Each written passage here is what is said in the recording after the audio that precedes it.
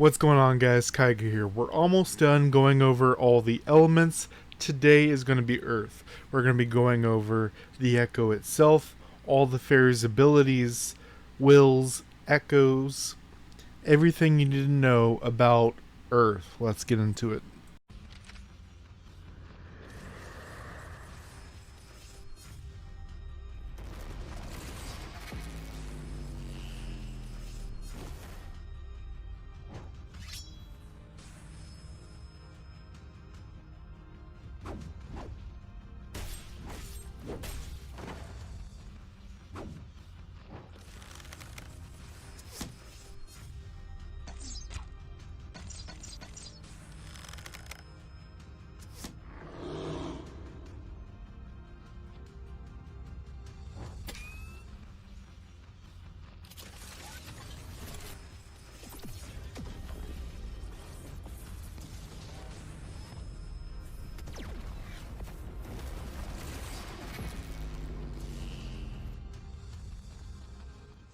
Alright, guys, so starting out, we're going to talk about the Echo itself, which we got to start at the beginning, which is defense percent and damage percent, which is where the whole brawly aspect of Earth comes into play.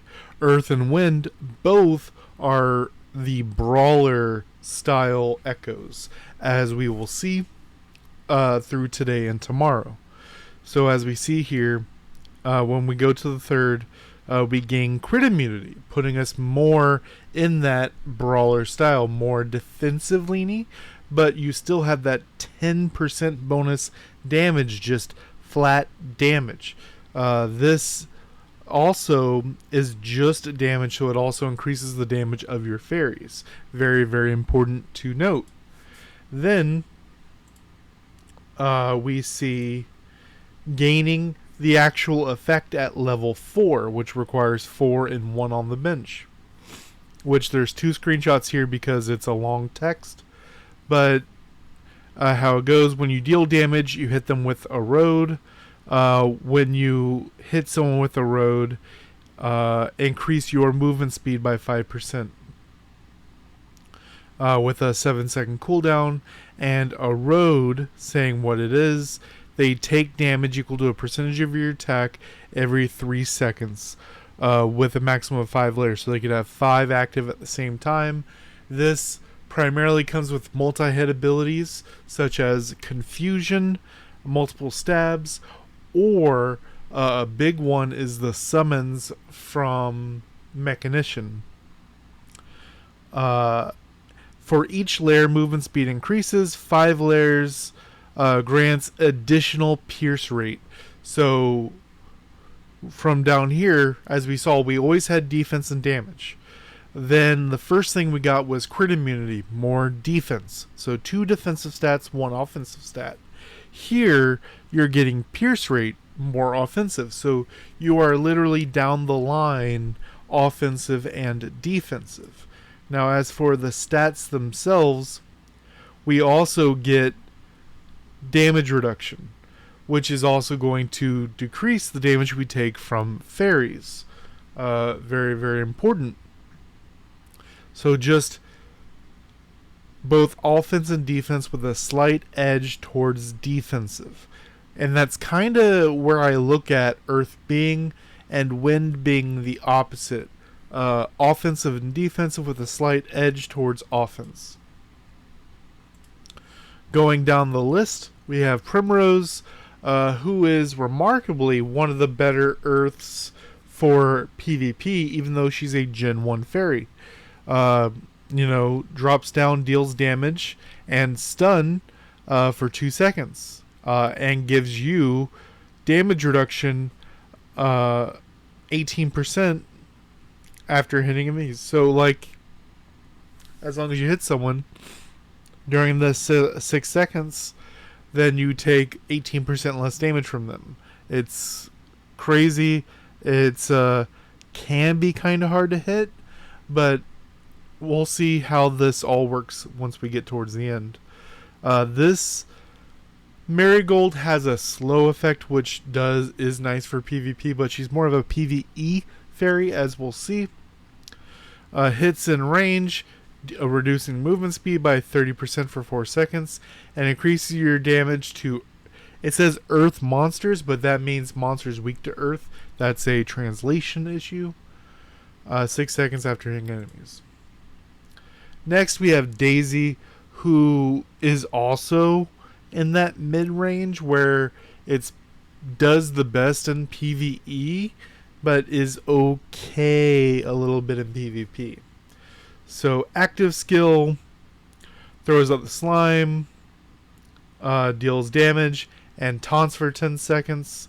If they attack, the host gets slime counterattack 3 times. If they attack someone other than you, then that's one of the counterattacks, which is down here. Does damage based on your attack percent, and bleeding damage will attack you first. That's primarily a PvE stat. Then we have Carnation. This is almost entirely PvE, but then we're going to hit this really interesting turn for Earth, where a lot of it has been PvE, but we're about to curve to PvP in a minute here. And I mean, if you do get a large-scale PvP, such as Shrine Peak, and you drop Carnation at the peak, then yeah, she can do really great, but just isn't generally the greatest, as we'll see. Throws out AoE Black Hole 8 seconds, also lowers their speed and makes them unable to dodge. The unable to dodge part is the PvP aspect, but it's kind of hard to hit. It's a little slow, but if you are just doing a choke area, so Thunder Roar is pretty good for PvP for Carnation. Shrine Peak, the actual peak, like I said, is good for that, as well as choke areas for Guild War is good for Carnation. As well as if you have that level 4 higher ability with the Erode, every time you hit, they get a stack of Erode. This hits every tick of that 8 seconds, so this hits 8 times. And if someone is in this area, then that can count for all 5 ticks on its own, and then they'll start taking that poison damage from Erode. Black Hole Core will have a one-time absorption effect, so as soon as you land it down, anything towards the middle gets pulled in one time, very similar to Balloon Flower. And a continuous absorption effect on monsters. So one time for players, continuous for PvE. Then we have Foxglove. This is where we start to get the passives. Very similar to what we talked about yesterday with Millum, where its percentages goes up every 2 levels. So as we see right here,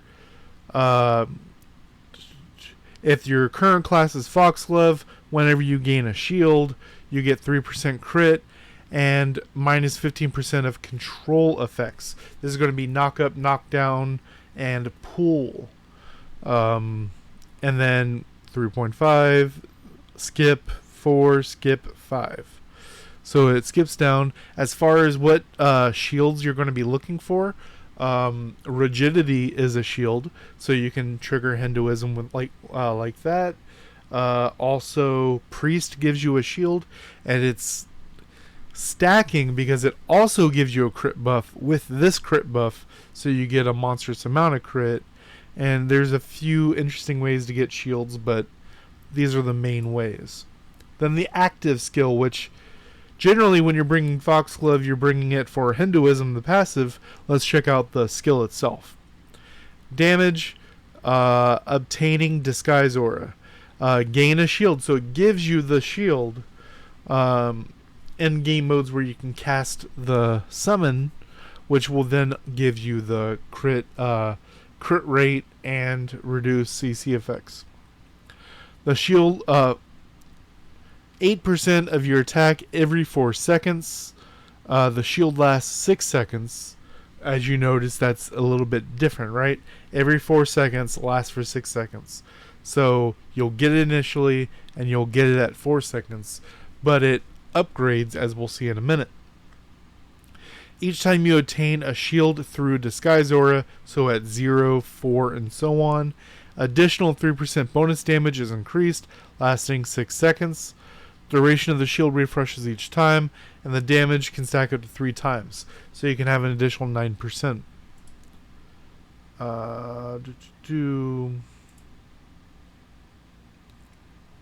Active, okay.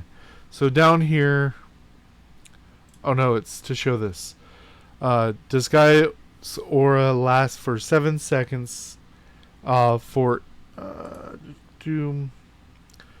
Disguise Aura lasts for 7 seconds, and for each enemy hit, the duration increases by 2 seconds, upper limit 13 seconds.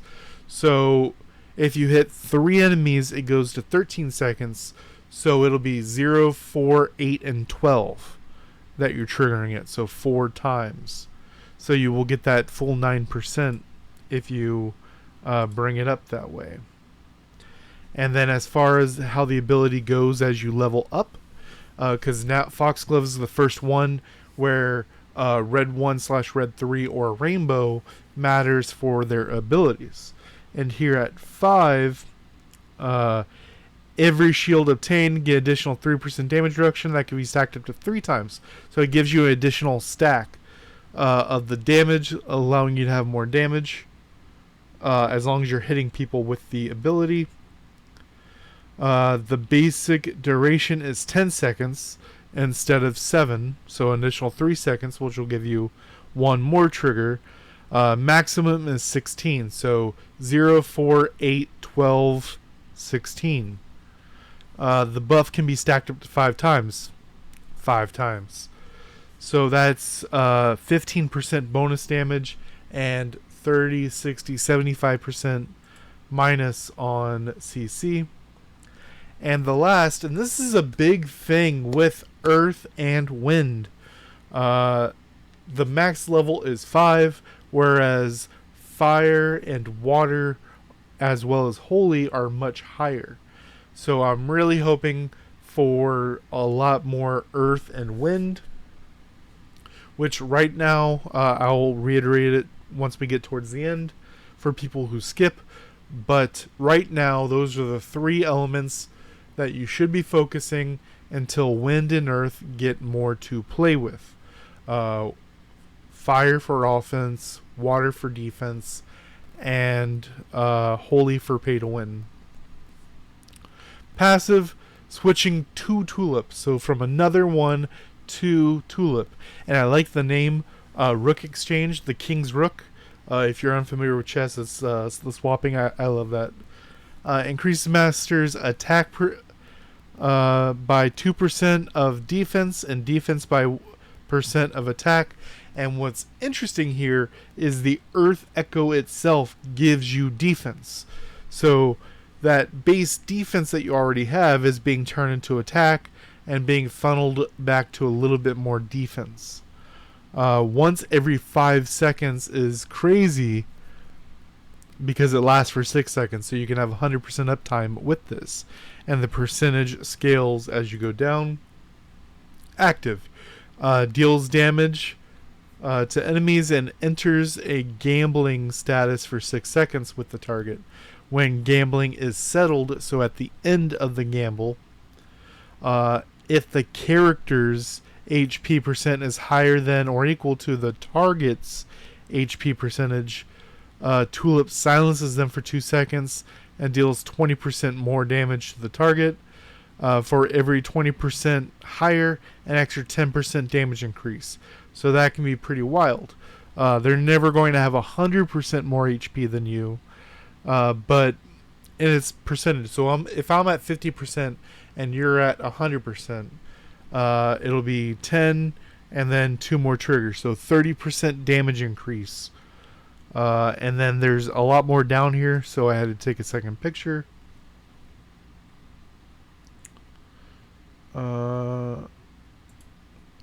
If the character's HP is lower than the target's, so if you're lower than them, Tulip deals 10% more damage and restores the difference times 10% times max HP. So the easiest way to say this is, if you're targeting a tanky player, you're going to heal more. If you target a squishier player, you're going to heal less, because you heal a percent max HP, then based on actual HP, and also you can't cast it in Top League, but Top League gives everyone max HP, so this will just be a little bit higher because of that. But ideally, you want to be on the skill. If you're at lower percent HP, you want to be targeting someone a bit tankier for a bigger heal. During the 6 seconds, the gambling status: if either party dies, the gambling will end.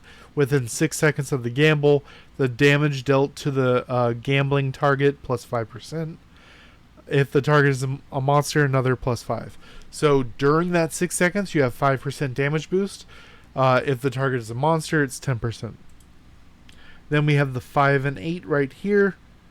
And gambling cannot be cleared.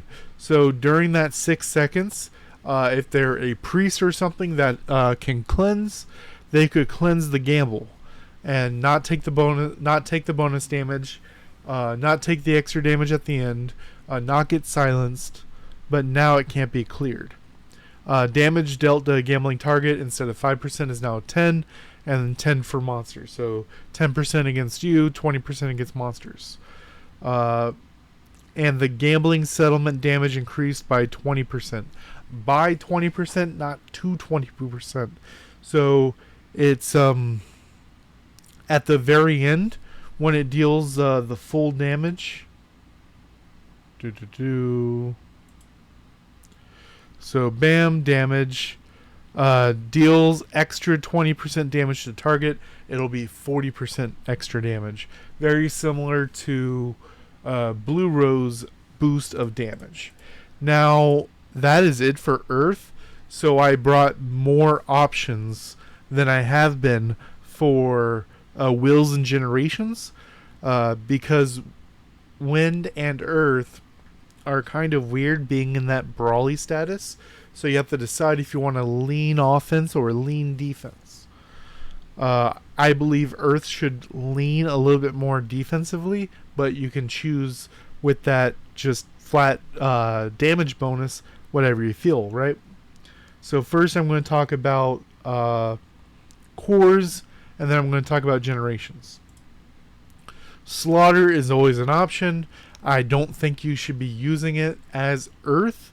I think that should be a fire or holy thing, but this can hit harder based on your flat damage increase, so you can do some sneaky slaughter combos.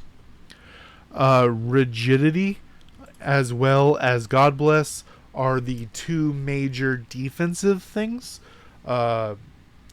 I don't suggest picking both of them for Earth. I suggest picking an offensive one and a defensive one.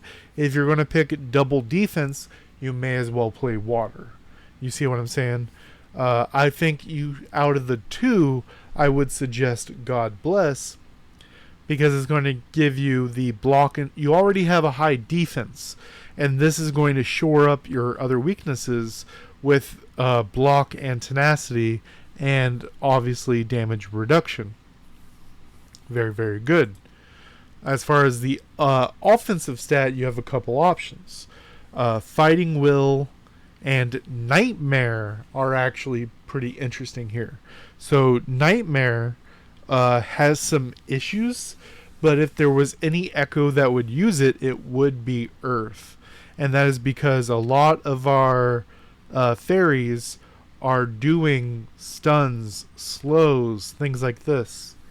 And if we're playing a class that has knockups, knockbacks, things like this, then Nightmare with the plus 30% on the debuffs is going to be big, especially something like Mechanician with their giving the enemy minus attack percent, plus 30% on that is pretty ridiculous.